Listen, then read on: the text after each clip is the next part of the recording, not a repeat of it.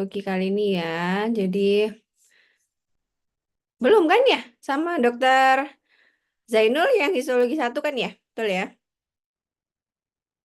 Iya dokter. Soalnya ini harusnya membawakan dokter Arif, cuman beliaunya masih di Mekah.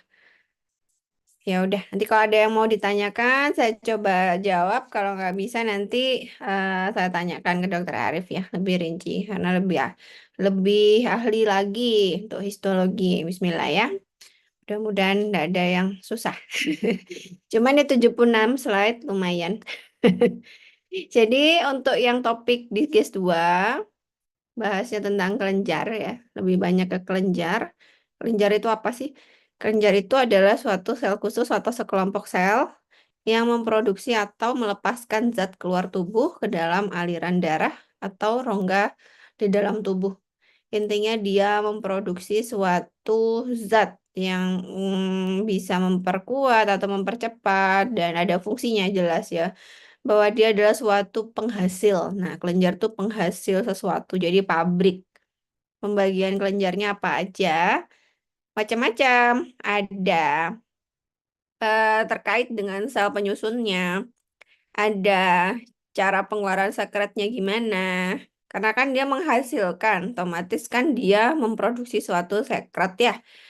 Ada tidaknya sel dalam sekret, kemudian ada tidaknya ductus excretorius, dan ada tidaknya, apakah dia kelenjar ganda.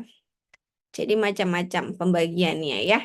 Kalau yang dia berdasarkan jumlah sel penyusunnya ada uniseluler dan sama multiseluler. Jadi uni itu ya satu jenis sel yang menghasilkan sesuatu. Contoh seperti sel goblet ini kalau di saluran pernafasan kan menghasilkan dahak ya. Jadi dia sel-sel doang, bukan suatu unit dari organ. Tapi dia satu sel menghasilkan itu. Sel piala ginjal, sel lendir dan lain sebagainya. Kalau dengan cara pengeluaran sekretnya dibagi berdasarkan pengeluaran sekretnya ada holokrin, apokrin, dan merokrin. Holokrin itu misalnya sebasea ya, kelenjar sebasea. Apokrin misalnya kelenjar mame dan merokrin misalnya kelenjar pankreas. Masing-masing memiliki sifat cara mengeluarkannya berbeda, tapi cara produksinya sama.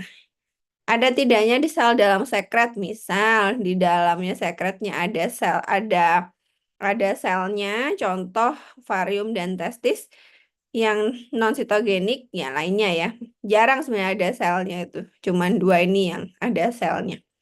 Ada tidaknya ductus secretorius tuh ductus tuh suatu penampungan. Jadi sebelum dikeluarkan dia ditampung dulu.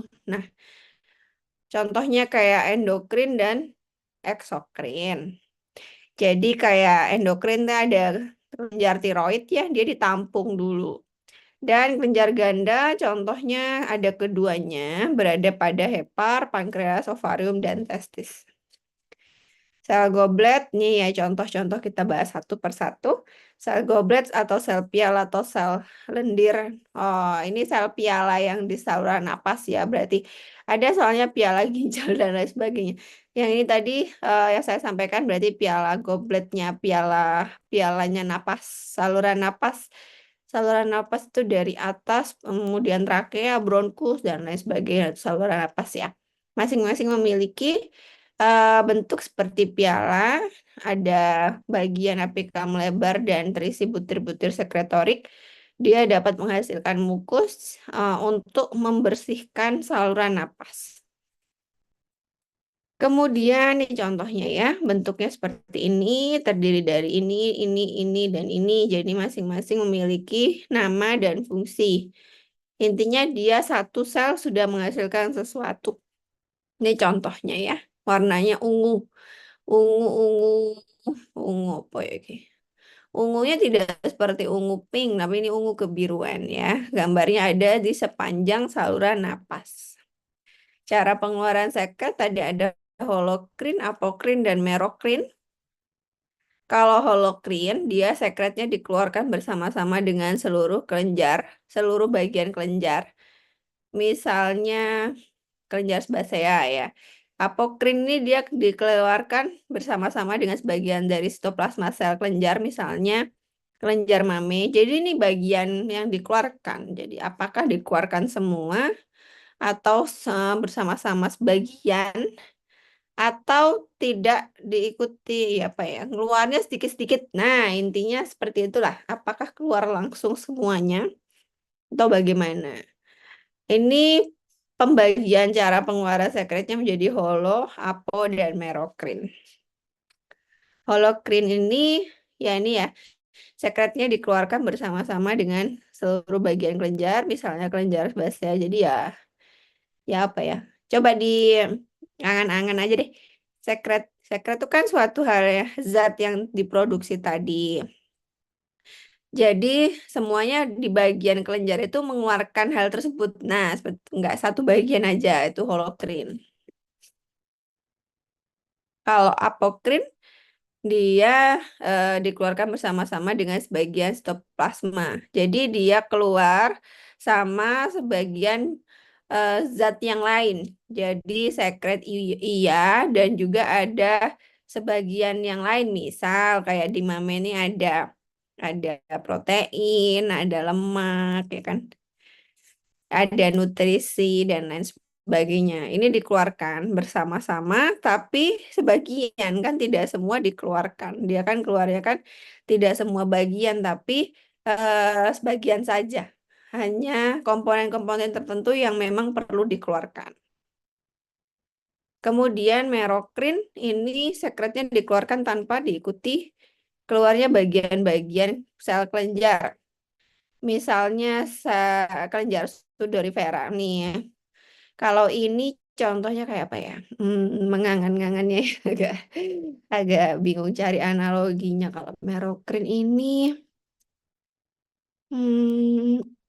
cuma sekret aja, seperti itulah intinya. Tidak diikuti oleh produksi dari kelenjar tersebut. Misal Sudorifera ini kelenjar apa tuh? Hmm? Kelenjar apa, Dek? Kelenjar Sudorifera? Keringat mungkin dokter. Basea? Kalau sebasea kelenjar apa? Eh, sudah Vera, Sebasia ini kayaknya Hmm? antara Sebasia sama Semuanya itu Sudorifera ada gitu. ya, ada di Gitu. dalam kulit lah ya. Intinya bahwa eh bagian. Jadi yang dikeluarkan adalah zatnya saja, tidak ada sel apapun yang komponen yang lain yang dikeluarkan. Contohnya kayak keringat itu terdiri atas air dan NaCl. Nah, dia cuma mengeluarkan itu saja gitu. Makanya ini keringat tuh asin. Itulah. Jadi zatnya aja murni. Ini kalau berdasarkan ada tidaknya ductus excretorius. Ductus itu suatu penampungan ya. Kalau kita bicara tentang itu, maka dia berarti sudah dikeluarkan dari pabriknya. Apakah dia keluar dari pabrik langsung kerja, atau dia keluar dari pabrik nampung dulu? Nah, ini bedanya di sini. Jadi sebenarnya kelenjarnya itu aja, Dek. Tapi dia dibagi secara pembagian macam-macam. Nah, sebetulnya isinya kelenjarnya ya itu aja ya. Nggak usah khawatir. Contohnya kayak kelenjar, mana tadi? Endokrin dan eksokrin ya. Kayak kelenjar eksokrin itu, nih, ada cabang tidaknya, ya simplex, kompleks, dan lain sebagainya. Ada lagi. Jadi sebetulnya histologi itu main konsep. Kalau kalian bingung histologi itu sebenarnya ya jaringan. Oke, jaringan.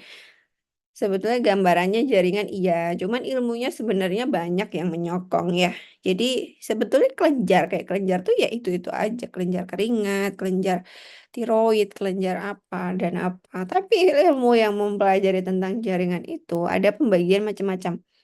Udah berdasarkan dari tadi ya kan ada macam-macam kan tadi, pembagian dari apokrin, holokrin dan lain sebagainya. Padahal ya sebenarnya nanti muaranya ya di kelenjar itu lagi sebetulnya. Nggak usah khawatir. Pada saat menggambar, kita lebih fokus ke bentuknya dari jaringan tersebut. Tapi histologi juga mempelajari fungsi dari jaringan tersebut kan, otomatis harus paham bahwa bentuk seperti itu tuh sebetulnya tuh tujuannya tuh apa, dibikin bentuk seperti itu. Contoh kayak tadi goblet, kenapa kok dia bentuknya lonjong? Karena apa? Karena posisinya dia memang lebih mengeluarkan zatnya lebih optimal atau bagaimana kan? Memang ada fungsinya. Seperti ini sekarang. Dia dibagi lagi, sudah dibagi menjadi kelenjar endokrin dan eksokrin. Ada bagian yang lain lagi sesuai dengan bentuknya, sesuai dengan cabangnya, sesuai dengan sifatnya. Ada masing-masing pembagian lagi. Jadi kalau bingung dengan pembelajaran tentang histologi, sebenarnya konsep aja sih ini. Intinya di nama. Kalau tubular berarti bentuknya seperti tubulus, memanjang kayak apa ya? Tabung, alveolar tuh berarti bulat-bulat ya gitu aja. Kalau sifat sekretnya daserus mukus. Supaya ndak bingung lebih ditekankan pada sifat-sifat pengertian per masing-masing kata aja deh. Ini contoh-contoh dari bentukan ya, simple ini doang. Simple coil tubular nih. Kayak tabung tapi dia membentuk coilnya apa ya? Kayak apa ya? Berputar. Terus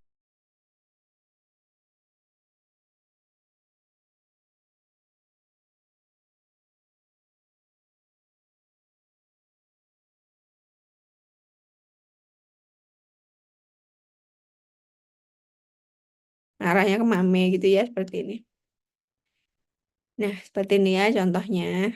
Jadi dari awal lo mana tadi? Produksinya kan dikecil-kecil itu, kemudian kan kecil-kecil ini kan, habis itu ke ductus intercalaris, ductus intralobular, ini sebagai tempat penampungan satu, dua, tiga, dan akhirnya masuk ke saluran utama untuk dikeluarkan.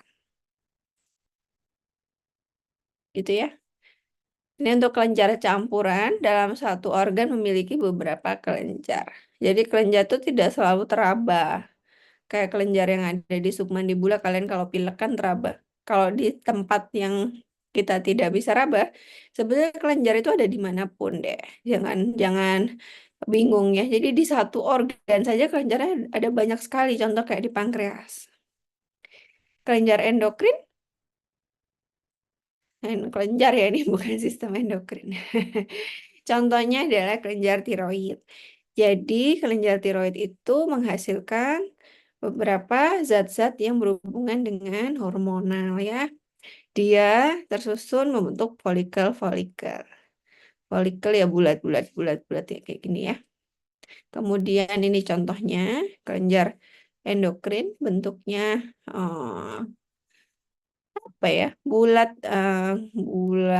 hampir hampir sama ya semuanya bentukannya bulat-bulat dan terisi dari sel-sel kelenjarnya. Ini ada kelenjar yang lain.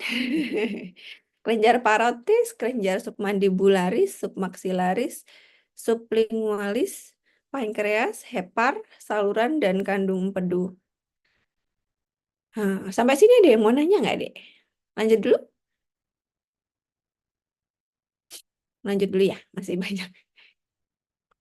Nah, untuk yang kita bahas selanjutnya adalah kelenjar liur. Kelenjar liur itu, bentar. Nih, ada 3 pasang kelenjar saliva utama atau liur ya, berada di satu parotis di pipi. Makanya kalau parotitis atau gondongan kan di sini kemeng. Kemudian submandibula, ini yang biasanya kalian teraba. Teraba kalau lagi flu atau lagi gondong, tapi gondong jarang di sini. Biasanya di parotitis.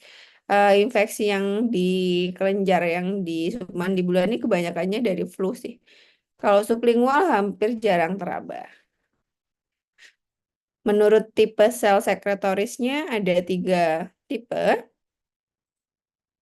yaitu mengandung sel mukus, mengandung sel serus, dan mengandung keduanya atau mukoseros. Kemudian untuk kelenjar liur secara mikroskopis terdiri dari stroma, sel parenkim, ya yang lain-lain ada pembuluh darah, pembuluh limfe dan saraf. Cuman pada kelenjar liur atau saliva tadi, parenkimnya terdiri dari sel kelenjar atau alveoli. Alveolinya kelenjar ya, bukan alveolusnya paru ya. Kemudian saluran penyalur, kemudian ada ductus intercalaris atau intercalarus, suatu penyambung ya, sama ada saluran. Untuk tipe-tipe sel sekretorius yang tadi ya, mukus, serus, dan seromukus. Sel serus itu bentuknya seperti piramida. Batasnya tidak jelas, tampaknya ada granula zimogen. Granula zimogen itu ada titik-titik. Nah, zimogenus mungkin bentuknya ya. Tapi ini kok kurang gak jelas ya.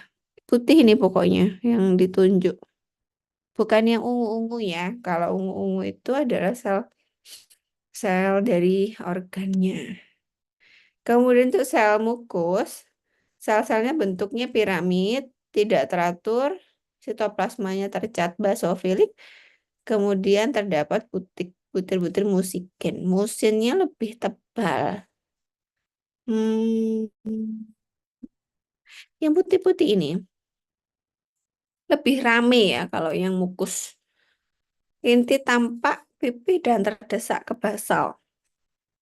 Kalau yang selnya seromukus, terdapat adanya Demilunes Gianus ini saya kok kurang paham kalau ini. Statement ini saya nggak tahu yang mana. Cuman kalau serum mukus gambarannya ya seperti ini. Jadi kalau kelenjar itu gambarannya nggak seperti sel. Dia lebih, kalau kalian mewarnai itu kalau mm, memiringkan memiringkan pensil warna itu dimiringkan 10 derajat. Seperti kalian menggambar apa ya, yang awan kayak gitu. Nah, itu gambarannya kelenjar tuh seperti itu, seperti ungu-ungu muda gini. Ini malah kelenjar. Gitu ya. Lanjut aja.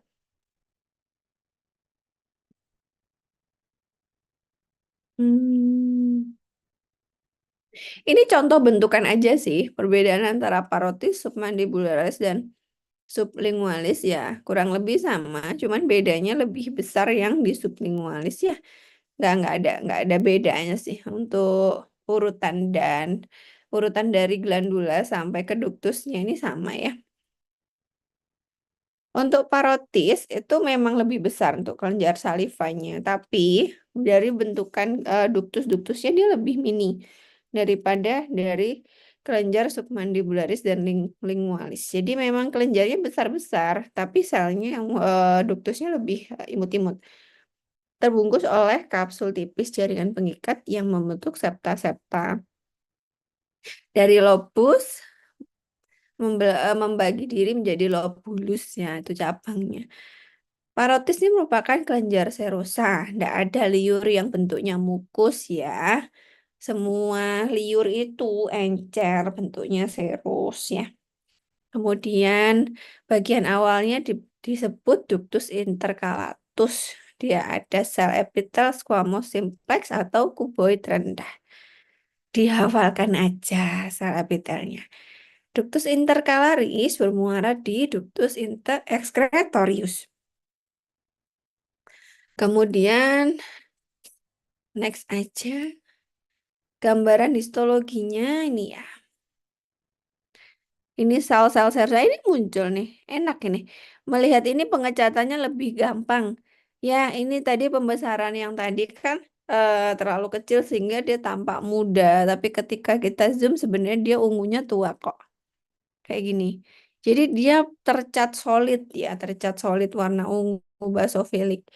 Kemudian tersusun dari sel serus dan memiliki ductus excretorius dan ductus intercalatus. Ini adalah kelenjar ludah parotis. Nah, Ya beginilah tampaknya. Besar ya, Pak, kompleks saya kira. Jadi masing-masing ada namanya. Mungkin besok kalau praktikum hari Jumat bisa dicek sendiri ya. Kayak apa sih sebenarnya kelenjar yang endingnya keluar air liur yang kita sampai pas mau tidur ngiler dan lain sebagainya. Itu sebetulnya sekompleks ini histologinya. Next ke kelenjar submandibularis eh, atau submaxillaris. Keduanya ini merupakan suatu kelenjar yang bentuknya seros juga. Sama ya, di antara parotis sama submandibula submaxilla ini atau sublingual juga sebetulnya mirip ya. Jadi hasilnya semuanya adalah seros ya. Nggak ada yang mukus ya untuk kelenjar liur. Kurang lebih sama gambarnya ya. Cuman memang lebih besar-besar. Loh, kelihatan kan lebih gede-gede daripada parotis tadi. Tapi kalau secara ukuran glandulanya jauh lebih besar yang parotis. Ini untuk submandibula, ini sublingual, alah, sublingualis. Jadi merupakan suatu bentuk kelenjar campuran, sebagian besarnya bersifat mukosa. Jadi dia mukus ya. Dan memang di antaranya merupakan suatu seros, demilun. Subductus intercalaris ini merupakan ductus striatus relatif pendek. Hmm, dia, nah, kalau yang sublingual ini yang ada mukusnya, kalau yang tadi parotis sama submandibularis lebih ke sifat serosnya. Tapi kalau yang sel glandula yang submandibula ini, eh sublingua ini yang bersifat mukoseros. Jadi dia ada perbedaan sedikit di sini, tapi memang lebih dominan ke seros. Jadi di sini dia bedanya ada seromukusnya. Mungkin nanti yang bisa di-highlight di sini bahwa sifat yang seromukus berada pada kelenjar yang mana. Ini sama gambaran secara atlas ya. Next ke pankreas. Pankreas itu terdiri dari kaput, korpus, dan kauda. Kemudian ada lobus pankreas diliputi dari kapsul tipis septa menembus organ pankreas, di mana dia terdiri dari lobulus-lobulus. Kemudian untuk campuran organ pankreas ini, dia terdiri dari campuran kelenjar yang eksokrin dan endokrin. Jadi keduanya ada di pankreas. Jadi pankreas ini kayaknya sudah lengkap sekali ya. Ada kelenjar eksokrin dan endokrin lengkap. Ada non hormonal, ada hormonal. Bentuknya tubuloalveolar, kompleks ya, terdiri dari 6, 5 sampai 6 sel. Kemudian dari contohnya deh. Ini contohnya ya. Beda ya, jadi dia ada eksokrin dan endokrin. Beda bentuknya, kalau yang endokrin itu lebih tidak teratur dan pucat. Kalau yang eksokrin dia lebih teratur, kemudian dia ada sistem tubulus. Eksokrin itu apa sih? Eksokrin itu ya non-hormonal. Non-hormonal ya contohnya enzim, enzimatik ya. Ada tripsin, kemotripsin, karbopeptidase, dan amilase. Kalau hormonal ya ada sel beta menghasilkan insulin, sel alfa menghasilkan glukagon dan ACTH, sel delta menghasilkan somatostatin. Kelenjar eksokrin yang tadi menghasilkan enzim-enzim terdiri dari beberapa pars. Pars itu adalah bagian. Ada sekretorius dan ada ekskretorius. Beda ya, ini beda lagi. Dibagi lagi. Kalau misalnya bingung, coba membuat mapping di otak. Jadi gimana caranya bisa paham dengan histologi? Intinya dibagi di otak dan pegang kalimat atau nama dasarnya. Contoh kayak endokrin, eksokrin harus tahu, kemudian di logik. Berarti nanti kalau eksokrin tuh kira-kira apa? Kalau endokrin berarti hormon. Nah, insya Allah bisa hafal. Kelenjar endokrin ini yang tadi kurang beraturan dibandingkan dengan eksokrin ya. Dan dia tidak memiliki saluran keluar. Jadi kalau dari struktur selnya jauh lebih beraturan yang endokrin. Sorry, yang eksokrin, yang enzim ya. Kalau yang endokrin tidak beraturan. Ini contohnya sebentar.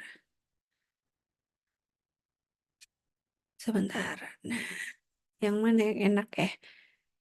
Jadi pankreas itu terliput atau terdiri dari kedua itu. Yang mana kalian harus bisa membedakan mana yang endokrin dan mana yang eksokrin. Nah, di eksokrinnya sendiri itu ada parsnya tadi kan ya. Jadi endok ya eksokrin. Jadi ada masing-masing perbedaannya. Kemudian nanti ketika dipapar dengan preparat pankreas, maka kalian harus bisa mencerna yang mana yang endokrin, yang mana yang eksokrin, yang mana yang eh, eksokrin. Ini kayak misalnya ini kan sel alfa, sel beta, ini kan berarti kan yang endokrin ya, sel-selnya lebih seperti ini, jadi tidak beraturan, berpendar seperti itu. eh Contohnya itu ya. Kalau ini yang eksokrin tuh lebih apa ya, tertata rapi lah kalau eksokrin. Kalau endokrin seperti ini. Selanjutnya ke hepar. Hepar adalah suatu kelenjar terbesar dalam ruang abdomen. Gede ya, hepar itu gede banget. Panjang dari atas ke bawah bisa 11 cm. Lebarnya bisa gede banget, 20 cm lebih. Jadi dia besar sekali ya. Vaskularisasinya melalui arteri hepatika dan vena porta, di mana arteri hepatika, vena porta, dan saluran empedu bersatu menjadi satu namanya porta hepatika. Masing-masing itu hepar itu kan kalau kalian pernah makan hati ayam, dia kan ada selaput di luarnya. Selaput luarnya itu adalah jaringan pengikat fibros yang namanya glisen. Dan dia membagi parenkim menjadi lobus dan lobulus. Fungsinya adalah mensintesa makananmu menjadi feses nantinya. Dan detoksifikasi serta fungsi metabolik. Jadi kalau ada racun masuk ke dalam tubuh, misal obat, dia yang menyortir. Yang soal adalah hepar dan ginjal. Secara histologis, dia terdiri dari jaringan pengikat retikuler. Namanya sel hepar adalah hepatosit. Jadi dia seperti lempeng radial saling berhubungan dan bentuknya seperti trigonum ya, bentuknya agak segi 6. Nah, di ketika kamu lihat preparat hepar, maka dia membentuk suatu gang-gang. Gangnya di atas, gangnya itu di pinggir-pinggirnya selnya gitu. Nah, gang itu namanya adalah sinusoid. Jadi ini adalah vena hepatika. Ini vena hepatika, ini porta hepatika. Dia membentuk suatu trigonum. Ketika kita bagi menjadi 3 zona, ada zona 1 yang paling dekat dengan porta hepatika tapi paling jauh dengan vena sentral. Zona 2 tengah-tengahnya. Zona 3 adalah yang paling dekat dengan vena hepatika. Secara logika, kalau kalian mau ambil penelitian tentang histopatologi hepar, maka zona satulah yang terisi banyak oksigen. Kalau zona 3 dekat dengan karbon dioksida, sehingga lebih banyak yang rusak. Ini contohnya ya, bentuk-bentuknya seperti poligonal. Poligonal dia apa ya? Kotak-kotak besar-besar agak segi 6, segi 5 gitu. Jadi gede-gede dia seperti kuboid. Dengan sifatnya eosinofilik, mitokondrianya banyak tuh. Banyak banget. Sinusoid itu kayak gini. Ini kan sel hepatosit. Dia ada gangnya kayak gini. Kadang panjang. Itu sinusoid. Putih-putihnya tuh sinusoid. Jadi dia adalah mantan-mantannya hepatosit yang mati karena sel hepatosit gampang sekali rusak karena adanya radikal bebas. Di dalam hepar dengan fungsi yang seperti itu sama Allah diberikan polisi sendiri. Namanya adalah sel Cooper. Bentukannya mirip dengan hepatosit, tapi kalau hepatosit bulatnya apik ya, dengan intinya dengan dindingnya yang bulat, kemudian sitoplasmanya terlihat basofilik dan ada intinya. Kalau sel Cooper dia agak gepeng dan panjang. Ketika dia banyak, otomatis ada suatu inflamasi. Fungsi dari hepar ya, udah sama-sama tahu sintesis protein, membentuk empedu, penyimpanan zat metabolit ya, lipid, karbohidrat, vitamin dan lain sebagainya. Ada deaminasi dan detoksifikasi. Jadi dia membentuk suatu empedu, empedunya kemudian dialirkan, ditampung dulu di kandung empedu sebelum dialirkan injrit-injrit ke daerah usus ya, daerah usus. Jadi yang memberi warna dalam feses. Hmm. Ya ini macam-macam bagiannya ya, dasar endotel tentu ya. Sel cover tadi yang bentuknya agak lancip-lancip. Nah seperti ini. Jadi ada gangnya. Kalau di hepar nih gang-gangnya ini namanya sinusoid. Jadi ada jeda kosong antar masing-masing selnya, tidak rapat. Vena eh porta hepatika ya. Jadi porta hepatika, porta itu adalah suatu kumpulan dari sesuatu. Kebetulan aja di sini kumpulannya dari saluran empedu, vena, sorry, sama arteri hepatika, satunya limfonodi. Nah, kalau vena centralis sendirian. Jadi dia membentuk suatu trigonum. Vena sentral, vena sentral, tengah-tengahnya. Pusat dari trigonum ini adalah porta hepatika. Jangan sampai bingung ya. Ini makanya kalau hepar tuh sering sekali dipakai penelitian karena dia relatif sama antara satu pasien dengan pasien yang lain ya. Jarang adanya perubahan bentuk histologik yang terlalu dominan. Ini sama. Bedanya dengan empedu, ya empedu itu ya empedu. Kalau yang porta tadi isinya ada darah ya, ada pembuluh darah. Kalau empedu itu ya isinya empedu. Saluran empedu ya berarti salurannya empedu. Empedu itu warnanya seperti hijau. Hijau apa ya? Ciri khas. Mungkin ada yang pernah merasakan muntah sebelumnya makan. Ya rasanya seperti eh, apa ya, panas, pahit gimana gitu. Dia itu empedu seperti itu. Jadi dia berada di daerah lambung, hepar, sama spleen daerah situ, sejajar itu. Ada fungsi hepar ya, ada endokrin, eksokrin, kemudian penimbun juga, detoksifikasi. Saya kira ini mirip dengan yang tadi. Seperti ini gambaran lebih gampangnya ya. Ini vena centralis ini adalah porta hepatika. Mana portanya? Hmm, ini ya, ini porta hepatika ya. Jadi bentuknya kayak kayak apa ini? Segi 6 ya, segi enam dengan vena centralis adalah pusatnya. Jadi kalau ditarik seret seret seret jadi seperti trigonum, tengah-tengahnya adalah porta hepatika. Nah, ini adalah ductus biliaris ya. Kemudian ini ada vesica velea, mungkin bisa dibaca aja ya, sama ductus lusca. Secara anatomis gambarnya kan seperti ini. Ini hepar, saluran duktus. Jadi kerjanya bareng, darah sama empedu itu kerja di masing-masing tempatnya sendiri. Jalan tol sama jalan kereta api itu sejajar, tapi tidak pernah bekerja, tidak pernah bekerja tukar posisi kan nggak pernah kereta api ada di tol, mobil ada di rel sepur kan nggak pernah. Jadi masing-masing itu punya kerjaan sendiri dan di jalannya masing-masing.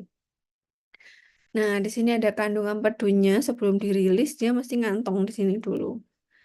Jadi pas dirilis ke sini ini mengeluarkan golongannya eksokrin endokrin tadi sama-sama nyembur, ini nyembur makanan menjadi tercerna. Bentuknya seperti itu ya. Kemudian vesika vilea ini merupakan jaringan pengikat longgar, bentuknya seperti ruge, seperti sarang tawon. Ya, kayak gini lah ruge itu apa ya? Kayak berkerut-kerut. Nah, udah selesai. Jadi bentukannya kalau vesika vilea seperti apa ya? Keriput gitulah. Ada tiga ada tiga tunikanya, yaitu mukosa, muskularis, dan serosa.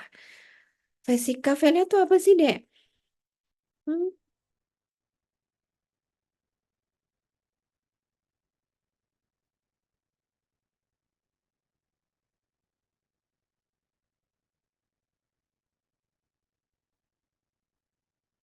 Vesika vilea itu apa?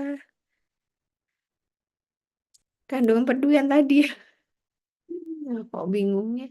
Karena dia memang terisi barang, jadi dia punya rekat apa ya keriput-keriputnya itu untuk memper dia bisa meregangkan tubuhnya untuk terisi lebih banyak. Jadi bisa melar gitulah. Wes selesai 76 slide. Ada yang mau ditanyakan, Ta? Hmm? Mungkin sudah